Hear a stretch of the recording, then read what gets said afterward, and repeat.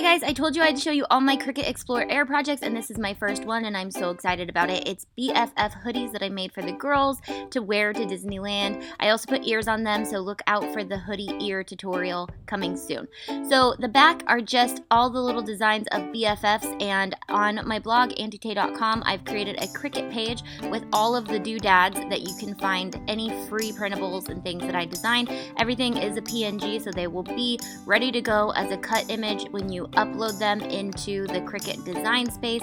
It is so fun and easy to use this. I'm just going to resize them to 8 inches and just make sure both of them, or both the images that you use, are going to be 8 inches wide. So for this, I'm using 2 different images, and I'm going to start by cutting out a vinyl piece with the Winnie the Pooh, the one that ends with Dory. And I did fix any spelling on these because I noticed after I was done that I spelled Scully wrong.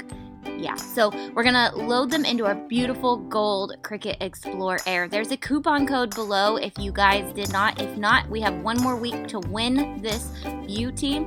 So with the vinyl, we're gonna put it vinyl side down, and I'm using the regular sticky mat, but I have seen that using the lightweight sticky mat works as well. We're gonna put our dial right on vinyl. If this was glitter, you would use vinyl plus, but we're just gonna use vinyl for this. Load it into our thing, wait for the prompt to show us that it's ready to cut, and cut away, and then the Cricut does all the work. You just sit back and relax. And then when it's done, we're gonna start by picking off all the little pieces, and there aren't too many, just in the little beads and all that. And then I'm gonna cut so that it's easier to peel off, and I'm still salvaging the rest of my vinyl. And I'm gonna stick this back onto the mat so that it's easier to peel off, and then I'm going to peel the outer layer off so that all the letters are exposed. So now, since we're making a hoodie, I'm just going to open it up so that the back is nice and flat, and you have a good surface to work on.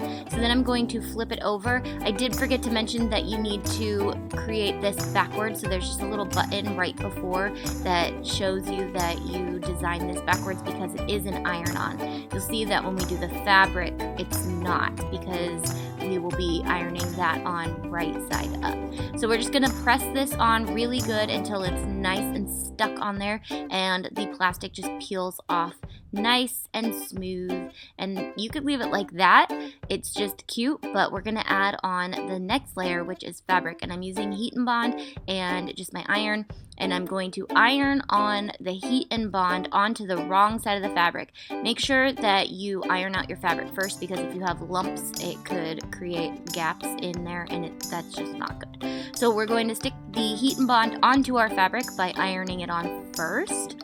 And you can cut it into as small as you want it before you do this so you don't waste any more heat and bond. You'll notice that when you peel it off, it's kind of a plasticky film on the back.